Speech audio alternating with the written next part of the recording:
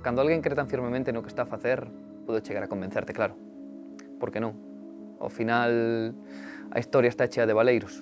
É o noso deber enchelos, non?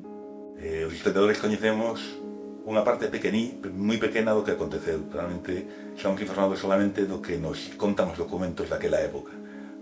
Hai valeiros e ocos enormes e temas que non coñecemos porque non consideramos documentación nin restos arqueolóxicos que nos informen deles, e que realmente podemos falar só do que podemos coñecer, que non é todo, ni moito menos. Pasou un tempo antes de que nos volvéramos a ver. Por que seguir? Chega un punto no que tes que tomar unha decisión. Supoño que todos temos un límite.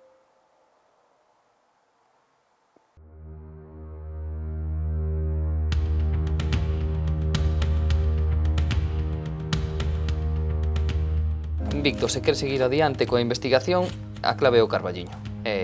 Vas ter que ir á festa do pulpo. E o tema é que hai que gravar mellor, porque igual que os viticultores non te acabaron de dicir nada, aquí hai que presionar un pouco, vale? E o que sí, cando volvamos vamos a mirar o da Ruta dos Arrieiros. A Ruta dos Arrieiros, mira, pasa por aquí e tira ata aquí. E no medio, o tema é que hai bastantes albergues e sobre todo era o antigo camiño de peregrinos. E ali se colocan sempre moitas culturas. Eu creo que é precisamente pola parte do camiño.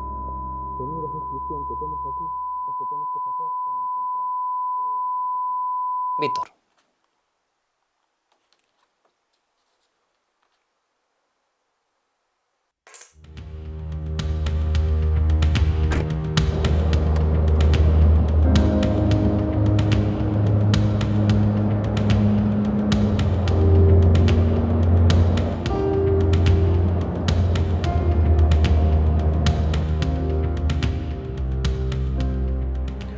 As historias sempre deixan ocos.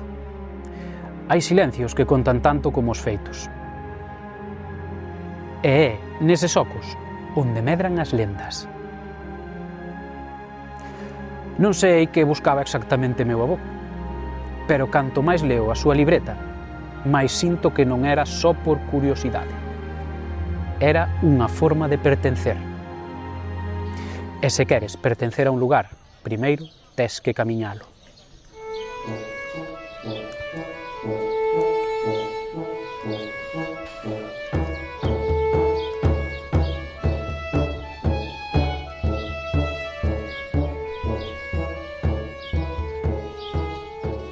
Como facedes o pulpo? Como... Os cocémolo, normal, botaselle logo, despois un poquinho de picante, un pouco de sal e aceite, a feira, así é como se chama. Nada máis. E a cocción, como sería? A auga da Carballiño, que é moi boa. A auga do Carballiño? Eso é especial, auga moi boa. Porque con outra auga o pulpo... Xa non sabe igual. Non sabe igual? Xa non sabe igual. Ajá. O pulpo depende de moito do pulpo. E non é sempre igual. Por qué? Porque depende de onde sea, depende do tempo de congelación que teña, depende do tamaño que teña. Non é así 20 minutos como di a xente. Entón, en función do pulpo, facedes a receita dunha maneira ou doutra? Eso, a receta xa cada pulpeiro ten o seu secreto. O pulpeiro ten unha tradición de toda a vida. Xa os meus bisabuelos xa facían as feiras. Primeiro a sal, logo pimiento, logo aceite. Eso xa é unha boa forma de arregar. Non primeiro pimiento, logo sal, non. Indistintamente, primeiro sal, logo pimiento, logo aceite. Viña a preguntarche cal é a receta do pulpo, se podo. A receta do pulpo? Sí. Boa calidade. A agua daqui do puebliño do Carballiño que é fenómena. E despois tratalo con cariño. Nada máis. A agua do Carballiño é... que ferva e que teña boa calidade. O produto é o que é bo. Pero o pulpo que se é bo, xa está. E a historia do pulpo, como nace? Como aparece o pulpo no Carballiño? Pois parece ser que uns monxes que traían para aquí un pulpo, entonces o pueblo de Arcos foi quen empezou a secalo e a preparalo. O pueblo de Arcos, non te olvides que é a cuna. A historia era que viñando monxes de Oseira, iban e les levaban para Marín, levaban os produtos daqui, e depois cando viñan por non vir vacíos, viñan co pulpo de Marín. É que nos pulpeiros é a economía máis grande que temos o Concello do Carballiño. As empresas que máis traen para o Carballiño son os pulpeiros de Arcos. Entón, os pueblos estamos dedicados a eso. Son generacións tras generacións.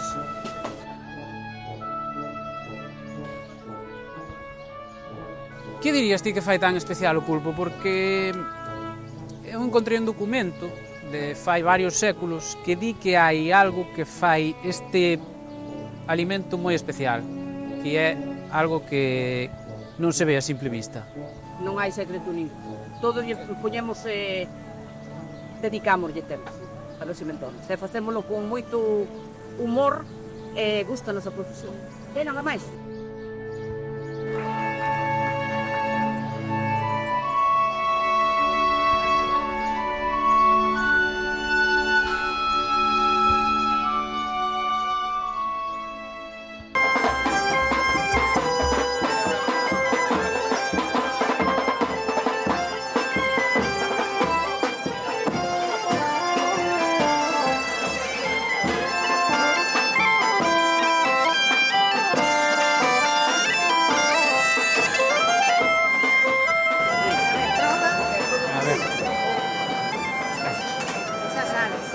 E logo a mal de cada unha hora de facelo, pois para que che quede así, que non se pele, que quede cocido no seu punto e que obviamente teña unha presentación así. Obviamente é algo moi importante porque move moito o traballo, move moita xente, e hai moitas familias que viven desto. O pulpo hoxe é o rei de Galicia, prácticamente. Aquí en Galicia comese moi ben tanto carnes como mariscos, pescados e demais, pero Galicia é conocido por o pulpo.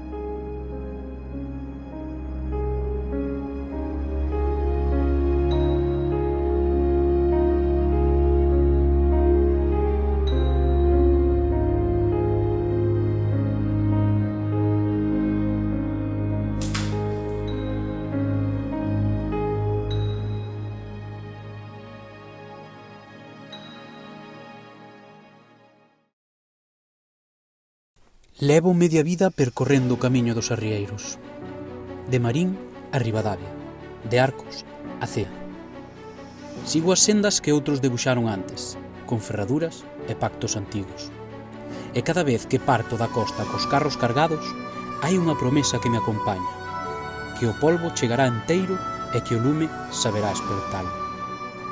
Aprendemos a secalo ao sol, a golpealo con mimo, a rehidratalo con aceite e paciencia. O que antes era un recurso de mariñeiros pobres convertiuse en algo que move feiras enteiras. E eu son quen o trae. A taberna onde entrego a mercadoría non é unha calquera. Aquí o viño, o pan e o polvo sírvense como se levasen séculos agardando para atoparse. Os viaxeiros que chegan polo camiño de Santiago dino cos ollos brillantes. En ningún outro lugar sabe igual, non entenden por qué. Pero eu si o sei. Un coñecemento antigo que se transmite en voz baixa, de xeración en xeración. Non está escrito en ningún libro. Vive nas mans, nas brasas, nos silencios. E agora hai quen o busca. Hai semanas que noto movimentos extraños. Homes que non saúdan, que preguntan demasiado, que se sentan na taberna e non beben. Din que veñen do sur, pero os seus ollos non viron sol. Din que buscan comercio, pero non traen carga. Eu observo sin silencio, e eles observanme a mí. non é só polo polvo, presinto, é por todo, polo viño, polo pan, polo aceite, pola excelencia que emana destas terras como se algo invisible as bendicise.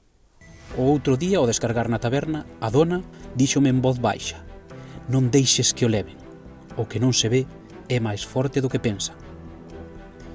Esa noite decidimos actuar. Xuntámonos no claro dun cruce de camiños. Alí, onde conflúen carros e pasos, onde monxes mudaron a feira de Cea para dar lugar a algo novo, plantamos un carballo. Non foi un xesto calquera, foi un pacto.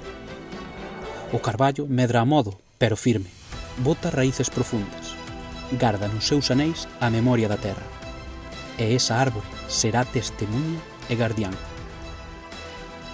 A súa sombra nacerá un lugar novo, un asentamento que servirá de escudo e de templo. Algúns dirán que só é un cruce de camiños, pero nós saberemos a verdade. É onde os segredos se protexen. Dende entón, os extraños veñen e van, pero non levan nada, porque o que buscan non se pode roubar.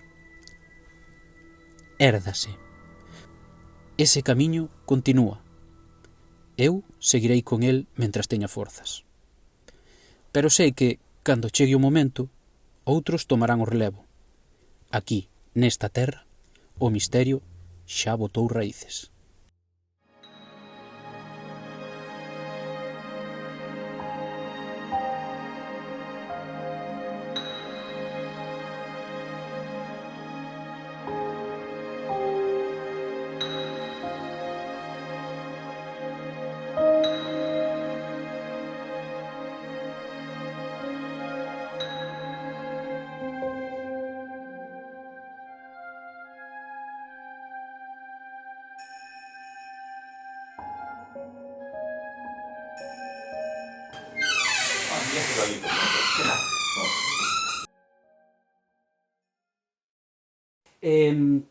Como che contaba, estou facendo unha investigación e gustaríame saber un pouco sobre os mosteiros na zona, sobre a Idade Media, sobre todo, como nace, como se desenrola na zona do Ribeiro Carballiño.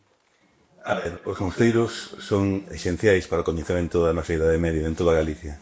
E o Ribeiro non é unha excepción, non? Hai unha serie de mosteiros, algún deles moi sinalado, como pode ser San Clode do Ribeiro, ou o propio mosteiro de Oseira, e que realmente o noso coñecemento de boa parte do que acontece na Galicia medieval vennos precisamente da documentación dos mosteiros, é dicir, coñecemos a realidade medieval a través dos ollos dos monxes e dos seus documentos. Iso é importante. E do Ribeiro, evidentemente, o que máis destaca na Idade Media é o viño. É unha das zonas produtoras de vide e de viño por antonomasia en Galicia. Non é a única, pero é a máis nomeada e a máis coñecida. Bueno, a Idade Media é unha construción historiográfica, é unha convención cronolóxica, non deixa de ser unha especie como de artefacto para os historiadores, que abrangue 1000 anos de historia do Occidente, dende a desaparición do Imperio Romano ata, bueno, o ano 1492, a volta poñose como remate da mesma polo feito de que é a chegada de Colón a América.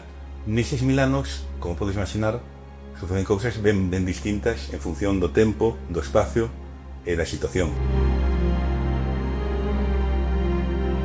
Na Alta Idade Media, o que predominan son as grandes aristocracias que fundan moitos grandes mosteiros, no caso de Galicia. Asistimos ao xurdimento ou rexurdimento das vilas, da vida nas vilas, e a reocupación do litoral galego que estaba un pouco abandonado, poderíamos decir, na Alta Idade Media. E a Baixa Idade Media é o momento en que Galicia espállase a través do comercio internacional por vía marítima, perde a súa condición de territorio políticamente diferenciado ou con matices diferenciais que tivera previamente. Por exemplo, na contorna que estamos a falar, xorde Ribadavia como un dos grandes centros da vida urbana da Galicia pleno baixo medieval, precisamente moi relacionada co comercio do viño e da vida. O polvo de Carballiño non sabemos que realmente si ten unha orixe medieval, pero que si sabemos que o mosteiro de Oseira, por exemplo, tiña propiedades en Marín, como todos os mosteiros tiñan unha serie de propiedades no litoral para proveerse de peixe que era esencial para a dieta monástica. Entón, é probable que o polvo chegara xa dende aquelas datas ao mosteiro de Oseira. E con respecto ao pan de cea, evidentemente estamos a falar dun pan de alta calidade, un pan de luxo casi, para os estándares medievais do pan, que era normalmente un pan de mixtura, un pan pobre, e ese pan nos remite claramente ás mesas dos abades e dos monxes que comían ese tipo de pan de luxo, de pan de trigo blanco, que era tan valorado e tan pouco coñecido pola mesma dos campesiños da Galicia medieval. E no caso de San Clodo do Ribeiro, é un mosteiro que acumula unha maior información sobre a produción da vide de toda Galicia. É un mosteiro centrado casi exclusivamente na produción de vide, de viño, e ten unha documentación moi numerosa e moi abundante para coñecer como se producía o viño nesta altura. Que representan estes mosteiros na época medieval? Como que lle aportan á zona? Bueno, son grandes institucións de poder, sobre todo, non? Son grandes propietarios de terras, dominan a vida de moita xente a través dos foros, a través dos contratos agrarios. É dicir, moita da xente da contorna traballa e vive para os monxes desses mosteiros tan sinalados como os que comentei. O proxecto da vida monástica é vivir a marxe da sociedade do tempo, por máis que viva desa sociedade. É dicir, realmente os monxes poden dedicarse a rezar e a facer os seus traballos, porque os campesiños traballan para eles. Xa hai unha figura que é do monxe converso, que se entende que é un medio monxe, porque non é un monxe, non é un crego en plenitude de funcións, por decirlo de algún xeito, que participa activamente e directamente na produción agraria. Pero é un caso excepcional. Siguen a ter importancia na época moderna, porque realmente os mosteiros non deixan de ter importancia cada fin da época medieval, e cando realmente decaen é no período contemporáneo, sobre todo a raíz das diferentes políticas de desamortización practicadas por os diferentes gobernos liberais do século XIX, que van a levar a que os mosteiros perdan as súas propiedades e desaparezan moitos deles para non recuperarse nunca en moitos casos.